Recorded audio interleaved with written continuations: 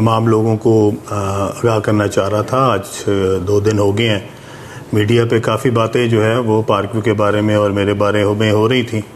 तो मैंने पहले तो कोशिश की कि मैं इस बात को नज़रअंदाज करूं और जो लोग भी पॉडकास्ट के ज़रिए या मुख्तलिफ डिसइंफॉर्मेशन फैला रहे थे, तो पहले तो मैंने इनको नज़रअंदाज किया। लेकिन मेरे ख़्याल में कि लोगों तक जो हक़ाइक़ हैं उनका पहुंचना भी ज़रूरी है, इसलिए मैंने मुनासिब समझा कि मैं कम अज़ कम पाकिस्तान के लोगों को ये बता सकूं कि असल हक़ाइक़ क्या है। सबसे पहली बात तो मैं आपको पार्क व्यू लाहौर के बारे में बता दूं। पार्क व्यू लाहौर जो है, ये प्रोजेक्ट जो कि रिवर एज के नाम से था, ये 2006 में बनाया था और इसके मालिकान और थे और उन्होंने ये 2006 में इसका NOC लिया रिवर एज का, और ये रिवर एज जो है अगले 4 साल तक उन्हीं मालिकान के पास रहा। उनका कोई लोन का इशू था बैंक से, और बैंक ने जो है उनका लोन डिफ़ॉल्ट होने के बाद इसको रीपोजेस कर लिया, और उसके बाद इसकी डिग्री हुई कोर्ट से और वो बैंक ने फ़रोख्त के लिए जो है वो इसको मार्केट में ले आए। मैंने ये बैंक से ख़रीदा 2010 में, और 2010 में मैं किसी हुकूमत में नहीं था। 2010 में मैं अपोजिशन में था, और 2010 में जब मैंने ये ख़रीदा तो इसकी तमाम तर NOCs, वो LDA की हो, वासा की हो, वापडा की हो, सुई गैस की हो, वो तमाम तर NOCs जो हैं उसके साथ मैंने ये ख़रीदा था प्रोजेक्ट। और ये रिवर एज के नाम से था, और उसके बाद मैंने इसको अपने ब्रांड के पार्क व्यू के नाम से इसको जो है वो कन्वर्ट किया।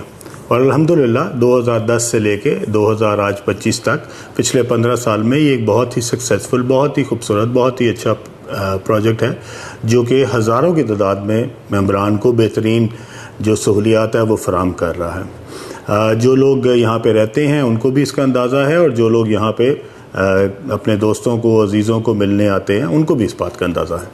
सो 2010 से ये प्रोजेक्ट जो है वो 2025 तक, इसमें 2022 में ये फ़र्क आया कि इसकी जो अप्रूवल्स थी वो एक अथॉरिटी जो कि LDA हुआ करती थी उसमें तब्दीली आई, और 2022 में इसको एक नई अथॉरिटी बनाई गई जो कि river Ravi urban development authority के नाम से हुई, और जिसको नाम रूडा रखा गया।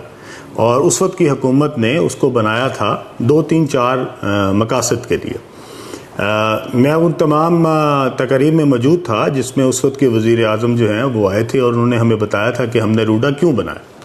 रूडा उन्होंने इसलिए बनाया था कि सबसे पहले जो है वो लाहौर शहर को एक तरफ, और दूसरी साइड पे शेखुपुरा को, इसको महफूज बनाया जाएगा फ्लड से, और लाहौर के साथ जो एक बहुत खूबसूरत एक झील बनाई जाएगी रिवर पे, और वो तकरीबन 27-30 किलोमीटर लंबी होगी, और उसके आगे एक बैराज बनाया जाएगा, और इस लेक को दोनों साइडों से खूबसूरत करके इसके दोनों साइडों पे एक 300 फीट की सड़क बनाई जाएगी, जो कि दोनों साइडों पे होगी। एक बंद भी होगा और ये सड़क भी होगी जो दोनों जो साइड्स हैं उनको महफूज करेगी रिवर रावी के फ्लडिंग से, और इसके साथ साथ उसके दोनों तरफ बहुत खूबसूरत जो है वो इंफ्रास्ट्रक्चर बनाया जाएगा। उस इंफ्रास्ट्रक्चर में उन्होंने बताया था उस वक्त के वज़ीर आज़म ने कि ये तकरीबन $20 अरब का प्रोजेक्ट है, और इसके ऊपर हाई राइज बिल्डिंग बनेगी, अपार्टमेंट टावर्स बनेंगे, कॉर्पोरेट टावर्स बनेंगे, शॉपिंग मॉल्स बनेंगी, और ये सारी जो चीज़ें हैं इसके लिए रूडा ने जो है वो ज़मीन एक्वायर करनी भी शुरू कर दी है। वो जो ज़मीन एक्वायर की गई, उसके बाद वो ज़मीन एक्वायर के अंदर पार्क व्यू का कोई अमल दखल नहीं था। वो जो डेवलपर्स चुने गए जो कि वो ज़मीन को एक्वायर हो कर रहे थे लोगों से सरकारी तौर पे, और उसके बाद उसके अंदर वो पार्टनर बने, उसमें पार्क व्यू या मैं शामिल नहीं है। और वो कौन लोग हैं, वो कौन डेवलपर्स हैं जिन्होंने लोगों से 2-2 लाख की ज़मीन ली और उसके बाद उसको 2-2 करोड़ रुपये कनाल के हिसाब से बेचा? मैं कम से कम उनमें शामिल नहीं हूँ। आप उनके नाम जो है वो चेक कर सकते हैं कि रूडा की लिस्ट में शामिल होंगे कि वो कौन लोग हैं। पार्क व्यू के अंदर 1 इंच ज़मीन भी एक्वायर नहीं की गई। पार्क व्यू की तमाम तर ज़मीन जो है वो हमने लोकल ज़िम्मेदारों से मुंह मांगे कीमत पे ख़रीदी। इसके अंदर कोई सरकारी ज़मीन, कोई सरकारी रकबा, कोई सरकारी जो है वो एरिया जो है वो उसके अंदर शामिल नहीं है। टोटल पार्क व्यू जो है वो प्राइवेट ओनर से ख़रीदी गई और प्राइवेट जो है इसको बनाया गया। इसमें कोई सरकारी हमें किसी किस्म की एक्विजिशन या कोई सरकार की तरफ से कोई मदद हमने नहीं ली हुई, ना हमने उससे पिछली हुकूमत में ली, ना इस हुकूमत में ली। इस वक्त तक हमारे पास 1 इंच ज़मीन भी जो है ना वो सरकार की किसी भी अदारे की है, और ना ही हमने कोई ज़मीन किसी भी लोकल ज़मींदार से थ्रू लैंड एक्विजिशन कलेक्टर उसको कोई एक्वायर कराया। जो ज़मीनें एक्वायर हुई हैं वो पिछले ज़माने में हुई थी, उनके अगेंस्ट क्या काम हुआ, वो क्यों एक्वायर की गई, लोगों को, ज़मींदारों को क्यों कम पैसे दिए गए और उनको क्यों महंगी कीमत के ऊपर बेचने के लिए रूडा ने आगे प्राइवेट डेवलपर्स एंगेज किए, इसका मेरे पास कोई जवाब नहीं है। लेकिन जो फैक्ट्स हैं वो यही हैं। अब इसके बाद जबकि एक रूडा बनती है जिसका नाम ही river Ravi urban development authority है, आज जब लोग कहते हैं कि जनाब ये ज़मीन तो ग्रीन थी, इसको ब्राउन बना दिया गया, तो मैं उन सब से पूछना चाहता हूं कि मेरे भाई, ये जब रूडा बनी थी ये ज़मीनों को ग्रीन करने के लिए बनी थी? ये रिवर के दोनों साइडों पे जो हाई राइज बिल्डिंगें हैं जो रूडा के मास्टर प्लान का हिस्सा है, क्या वो ग्रीन एरिया में बननी थी? ये सारा ज़मीन जो थी ये ब्राउन डिक्लेयर हुई थी, उसके बाद ही यहाँ पे एनओसी मिले थे। रूडा ने ये तमाम तर रिस्पॉन्सिबिलिटी इसको महफूज करने की, इसके ऊपर सड़कें बनाने की, इसके ऊपर झील बनाने की, इस पे बैराज बनाने की, इसको सैलाब से महफूज करने की, इसके सीवर की, इसके बिजली के कनेक्शंस की, ये सब जिम्मेदारी रूडा ने ली और रूडा ने इसके अगेंस्ट हमसे फीस चार्ज की। अब तक हम अरबों रुपए के हिसाब से जो है वो रूडा को जमा करा चुके हैं। उसके अगेंस्ट रूडा ने यहाँ पे एक रुपए का काम नहीं किया। यहाँ पे कोई सड़क नहीं बनी, यहाँ पे कोई बंद नहीं बना, यहाँ पे कोई बैराज नहीं बना, यहाँ पे कोई झील नहीं बनी, यहाँ पे कोई 1 रुपए का भी काम जो है वो यहाँ पे नहीं किया गया। इसका जवाब रूडा देगी। हमने जो पैसे रूडा को जमा कराए वो मेंबरान की तरफ से एक मेंबर को, एक घर को जो है इसकी फीस चार्ज की गई और वो तमाम तर जो है वो रूडा ने वसूल की। अब आ गई ब्राउन और ग्रीन। ये रकबा जब से रूडा बनी है ये कभी भी ग्रीन नहीं था, ये सारा रकबा ब्राउन था इसीलिए ही रूडा बनी थी। अदरवाइज इसको सिर्फ इसलिए नहीं बनाया गया कि यहाँ पे जंगलात लगाने थे या यहाँ पे बागात लगाने थे, यहाँ पे कमर्शियल एरियाज बनने थे, यहाँ पे हाई राइज बननी थी। अगर रूडा के कमर्शियल एरियाज बन सकते हैं और अगर इस ज़मीन के ऊपर रूडा शॉपिंग मॉल्स बना सकती है या प्राइवेट डेवलपर्स मिल के इकट्ठे करके इसके ऊपर जो है वो अपने शानदार मंसूबे बना सकते हैं, तो पार्क भी अपने 5 मरले के मकान क्यों नहीं बना सकती? मुझे नहीं समझ आई कि ये सब लोग जो मेरे ऊपर इल्ज़ाम लगा रहे हैं, किस चीज़ का इल्ज़ाम लगा रहे हैं? हमने कौन सा काम गलत किया?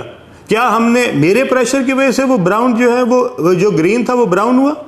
ये तो जनाब उस वक्त के मुंतखब वज़ीर आज़म ने ये फैसला किया था और वो इस पर बड़ा जो है वो बड़ा प्राउड फील करते थे और उन्होंने इसके लिए बाकायदा कैंपेन की। वो बाकायदा एक ऐड में भी आए और वो ऐड जो है वो रूडा ने चलाया, जिसके अंदर उन्होंने बड़े अपने फ़ख्र से कहा था कि मैं ये $20 अरब का प्रोजेक्ट लॉन्च कर रहा हूँ।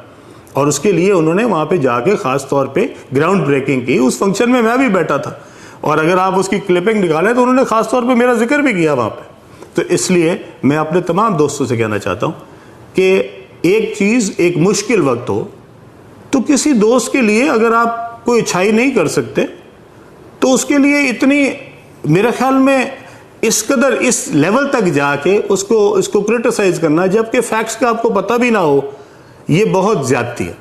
और मेरे ख्याल में उन तमाम पॉडकास्टर्स को जिन्होंने शायद इससे कुछ पैसे तो ज़रूर बना लिए होंगे, लेकिन उनको कम अज़ कम इसका वर्जन, इसके बारे में हकायक, इसके बारे में तमाम तर जो मालूमात है वो पहले लेनी चाहिए थी।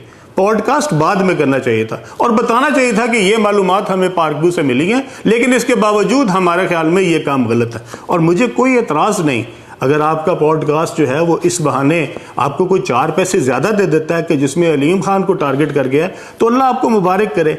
मेरे ऊपर कोई किसी गवर्नमेंट का कोई एहसान नहीं है, ना पिछली हुकूमत का ना इस हुकूमत का। मैंने कोई चीज़ इर्रेगुलर नहीं की, मैंने पिछली हुकूमत से भी कोई नाजायज़ फ़ायदा नहीं उठाया, ना इस हुकूमत से उठाया। एक सोसाइटी जो मैंने एनओसीज के साथ ख़रीदी थी, अगर उसकी अथॉरिटी चेंज हुई, वो एलडीए से रूडा में गई, तो मैंने दोबारा अप्लाई रूडा को किया और जो रूडा ने इसके ऊपर अप्रूवल दी है वो तमाम तर वाजिबात लेके, तमाम तर फीसेस लेके, तमाम तर अपने प्रोसीजर अडॉप्ट करके, तमाम ओनरशिप टाइटल देखने के बाद दी है। और अगर इसके अंदर किसी को लगता है कि इसके अंदर रूडा ने कोई मुझे स्पेशल फेवर दिया है तो बराए मेहरबानी ज़रूर लेके आए सामने। दूसरी बात जो है वो ये है कि यहाँ के जो मकीन हैं, जो मेंबर्स हैं, मैं अपने तमाम दोस्तों को बताना चाहता हूँ, ये वो सोसाइटी है जिसके अंदर मेरे वालिदैन की कब्रें हैं और ये सोसाइटी मुझे अपने दिलो जान से ज़्यादा अजीज़ है। और मैं इस सोसाइटी के अंदर सिर्फ कारोबार नहीं करता, ये जो जहाँ पे ये जो मेंबर्स रहते हैं ये मेरे ख़ानदान का हिस्सा है और मैं उनसे उतनी ही मोहब्बत करता हूँ जितने अपने बहन भाइयों से करता हूँ। इसलिए अगर कोई एक घर भी इससे अफेक्ट हुआ है और किसी एक का भी कोई नुकसान हुआ है तो इंशाअल्लाह ताला मैं उनका भाई बन के उनके लिए उसी तरह हाज़िर हूँगा जिस तरह मैं अपने सगे बहन भाइयों के लिए हाज़िर हूँ। और इंशाअल्लाह ताला इसमें कोई भी एक भी मेंबर किसी को भी इंशाअल्लाह ताला हम इस वक्त अकेला नहीं छोड़ेंगे। हम उसके साथ हैं, खड़े थे, खड़े हैं और इंशाअल्लाह आइंदा भी खड़े रहेंगे।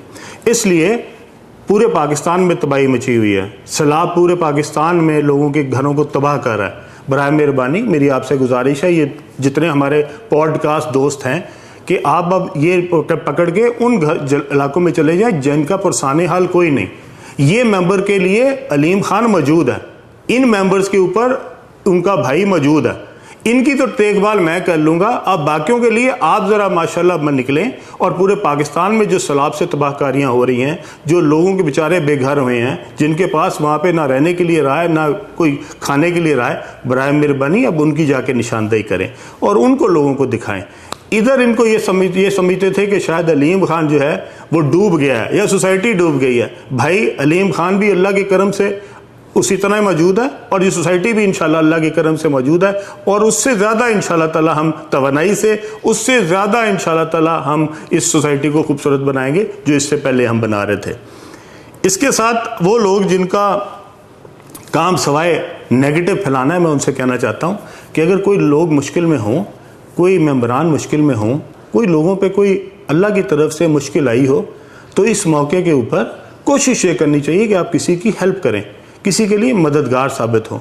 और अगर आप इस मौके के ऊपर समझते हैं कि आपने कोई पुराना स्कोर था जो कि बराबर करना है या आपका हसद जो है वो आपको मजबूर कर रहा है कि आपने ज़रूरी पॉडकास्ट के ज़रिए अपने जो अंदर के आपके जज्बात है वो निकालने हैं, तो अल्लाह आपको मुबारक करे, अल्लाह आपको कोई तौफीक दे कि अल्लाह आपको जो है वो कोई समझ दे, अल्लाह आपको बेहतर कर दे कि आप लोगों के मुश्किल में तमाशा बनाने की बजाय और हंसने की बजाय आप किसी लोगों के साथ खड़े हो सकें और उनके मुश्किल वक्त में उनके लिए आसानी का बायस बन सकें। अल्लाह ताला हम सब का हामी और नासिर हो। अल्लाह ताला पाकिस्तान को जितने भी आफात हैं अल्लाह ताला उनसे महफूज रखे। ये जितने लोग इस वक्त पाकिस्तान में सैलाब की तबाहकारियों की वजह से परेशान हैं, अल्लाह ताला इनके ऊपर ख़ास रहम फरमाए और इंशाअल्लाह ताला मेरे बस में जो कुछ मुमकिन होगा इंशाअल्लाह ताला ना सिर्फ पार्क व्यू के मेंबरान के लिए बल्कि पूरे पाकिस्तान के लिए मैं जहाँ जहाँ जा सका, जहाँ जहाँ मेरी फाउंडेशन काम कर सकी, इंशाअल्लाह ताला मैं ज़रूर करूँगा। आप सबका अल्लाह हाफ़िज़ और नासिर हो। बहुत शुक्रिया।